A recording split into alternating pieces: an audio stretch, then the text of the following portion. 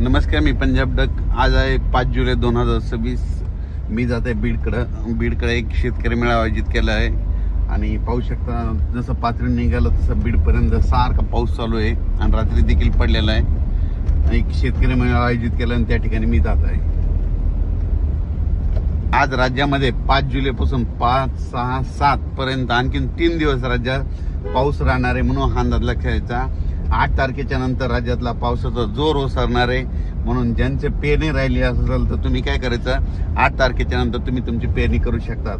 कारण की आणखीन 3 दिवस 5 जुलै, 6 जुलै आणि 7 जुलै आणखीन 3 दिवस राज्यात पावसाचा जोर राहणार आहे म्हणून ही अंदाज लक्षात घ्यायचा. मुंबई, पुणे, नाशिककडे जास्त पाऊस राहील. त्याच्यानंतर विदर्भामध्ये पूर्व विदर्भ आणि पूर्व विदर्भाकडे आज 5-6 जिल्ह्यामध्ये खूप जोराचा पाऊस पडेल म्हणून हे लक्षात घ्यायचं. मराठवाड्यात देखील असाच रिमझिम स्वरूपाचा पाऊस पडणार आहे म्हणून हा देखील अंदाज सर्व शेतकऱ्यांनी लक्षात घ्यायचा.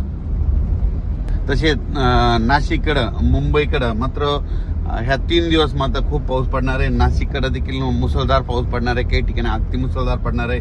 मुंबईला मात्र रेनफॉल म्हणजे हेवी टू हेवी म्हणजे खूप पाऊस पडणार आहे. जवळपास ह्या 3 दिवसामध्ये म्हणजे 5 जुलै, 6, 7, 8 तारखेपर्यंत मुंबईकडे 8 जुलैपर्यंत पाऊस राहणार आहे. 9 तारखेच्या नंतर मुंबईचा देखील पावसाचा जोर ओसरणार आहे म्हणून मुंबईच्या जनतेने देखील काळजी घेण्याची गरज आहे. कारण की 3 दिवस खूप अतिवृष्टी होणार आहे म्हणून हे देखील मुंबईकरांना अंदाज लक्षात घ्यायचा. कोल्हापूर, सांगली, सातारा, पंढरपूर, इकडे धाराशिव जिल्हा, लातूर जिल्हा, बीड जिल्हा या भागामध्ये असाच स्वरूपाचा रिमझिम कुठं पेंडवालता पाऊस असा चालू राहणार आहे.